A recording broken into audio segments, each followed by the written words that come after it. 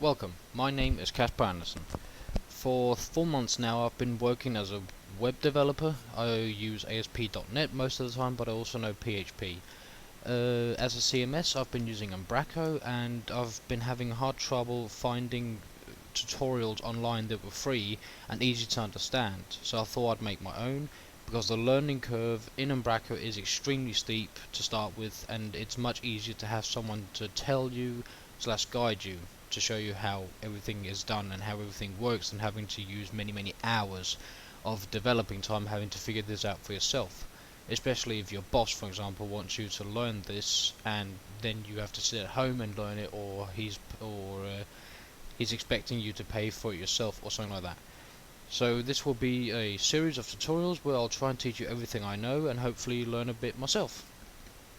Quick thing about Umbraco, it's of course CMS, a content management system. CMS, as maybe you've heard of WordPress, Drupal, Joomla, stuff like that. They're all CMSs, but all those I actually mentioned were it was called PHP based.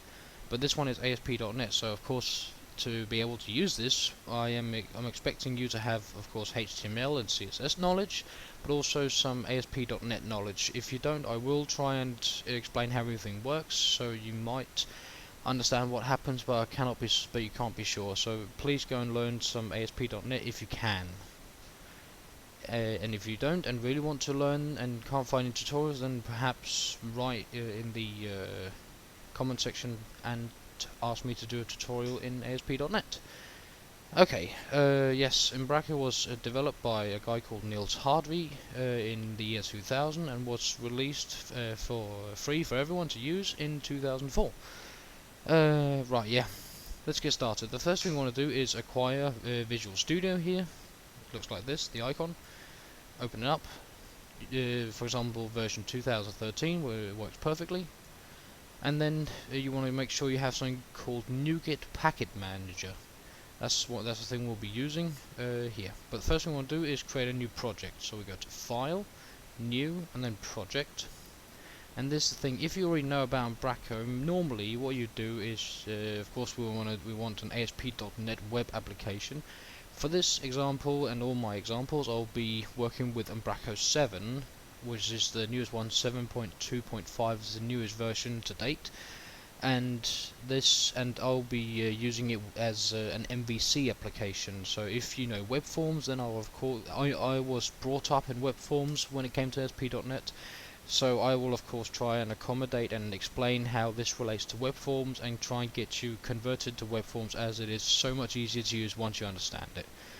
The first one I want to do is tell Visual Studio where a website's going to live. Usually I think it's just going to place it, you see users, your name, documents, and my websites. That's where I like to place my applications, and that's where we're going to place it. My project will just be called test application, or test application to start with. Create a directory for the solution and ASP.NET web application. Of course, you want to make sure you've downloaded the ASP.NET framework, or the .NET framework. If you don't already have that, please make sure you have at least version 4.5, since that is what we'll be using. Yes, and then click OK. Right, a lot of people will be thinking, okay, since I'm going to be using MVC, I should be pressing the MVC to get all the references, and that's because it downloads from the internet.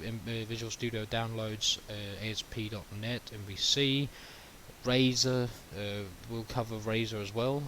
Stuff like this, it gets down as dependencies and packages and then imports them into the namespace, as it's called, basically into the project.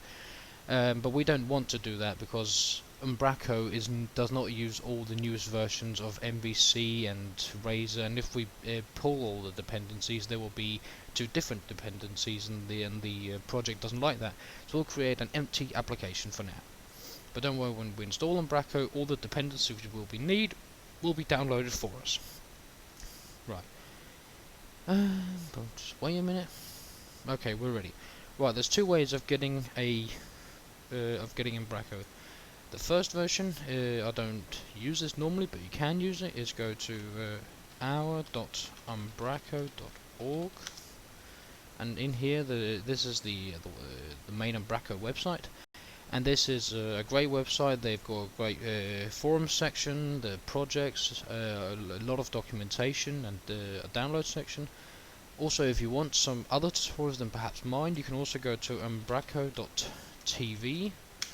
In here they also have a lot of tutorials, and they've started adding tutorials again, but sometimes maybe tutorials they don't contain the exact information you're looking for your project. You may be looking for how to do this or how to do that, and these tutorials may not provide the exact answer, but maybe mine will, maybe they won't. We'll see. Yes, that's one way of doing it. But from in here we go to download, and in here we can see the newest version of Umbraco. Actually, the newest one now, that's right, is 7.2.6. So we would click on that, and then it would show us, of course, that that is the newest version and it's ready. And then we just press the Umbraco CMS 7.2.6 zip and download. Since this is a zip file, you want to make sure you have some sort of program that can extract it, either 7-zip or WinRAR or something like that. I think Windows 8 these days comes with a program that can do all that for you, so that shouldn't be a problem. But this isn't how I like to install Umbraco. I like to do it with something called NuGet. So what we go is we go to nuget.org. Just wait for that to load a minute. No, I didn't press enter apparently. Right, we go to search packages and we search for Umbraco. In here we get the first one, Umbraco CMS, that's the one we want. And then we get the command line, which is install package Umbraco CMS. So we copy that, Control C, or just right click, copy. And then we can close that. And then in here we can go to Tools, NuGet Package Manager and Package Manager Console. I can't remember if NuGet Package Manager is part of Visual Studio when you install it. If it isn't, I implore you to go to Google and download it, and search for and download it. But anyway, click on this, mine's already up here. So of course we paste the code and we install it.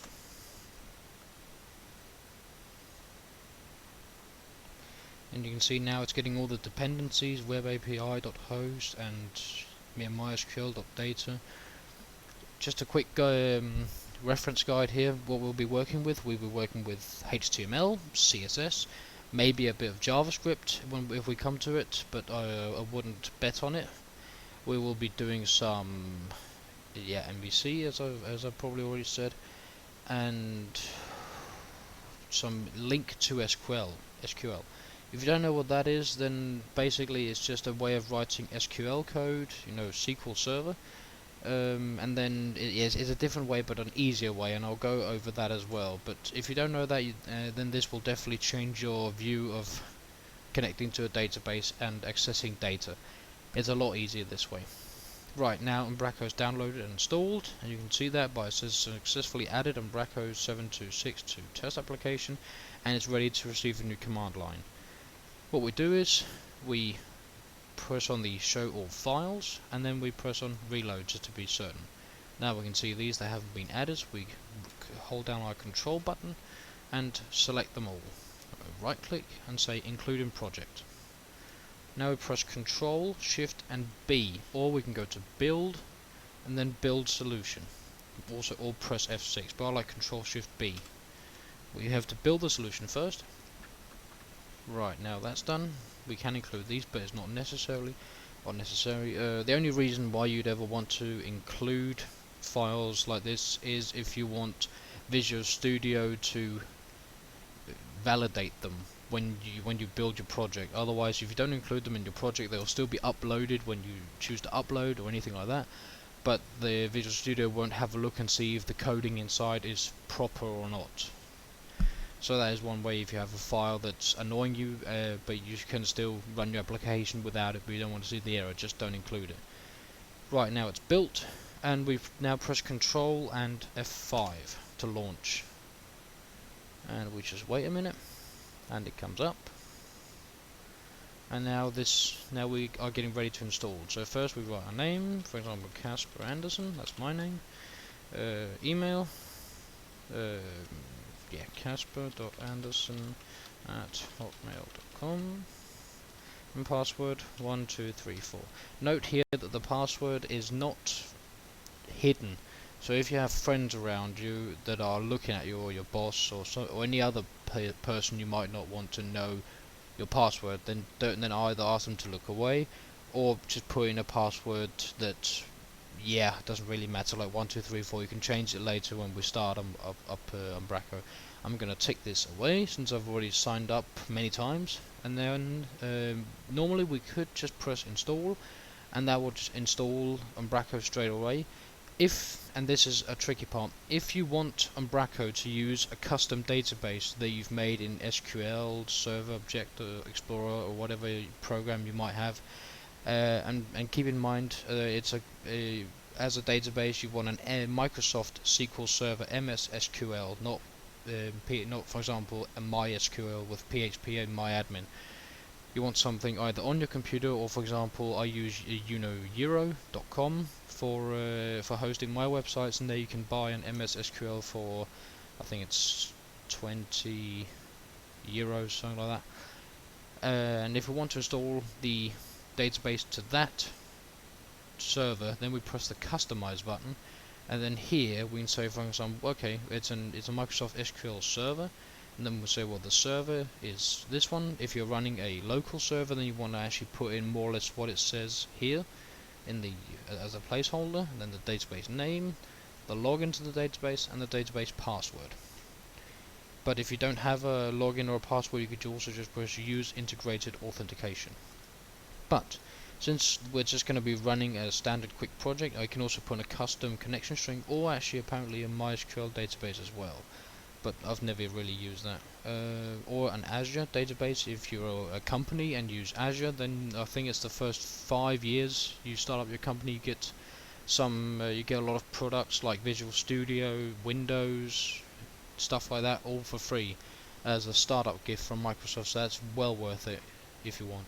But we're gonna just run with these SQL Compact Edition, because that we can just as it says great, no need to configure, we can just go. So that's what we'll do. Continue. What we can do now is just install a starter website and then just go from there. This is a good way if you want to see how they create pages, how they query for content, stuff like that. But I'm going to start with saying no, because then I'll show you how to build one from the ground up. And then we just wait for it to install. Doesn't take that long usually. Yep, almost done.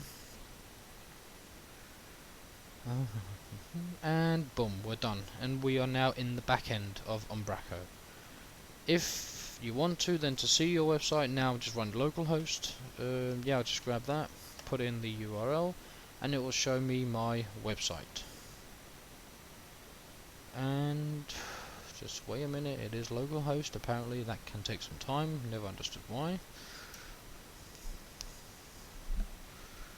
Right, there we go. Of course it comes and says welcome to Umbraco installation. This is the default page if you haven't actually specified anything.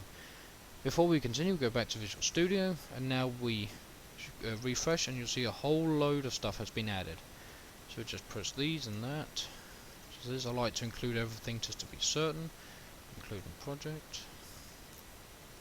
Just fold these, the plugins, including project. And then the bin, we just hold down shift and then select the first and the last, and that one, including project. And this does take a bit of time because there are a lot of dependencies, and this and that, and then the last couple of folders. Right.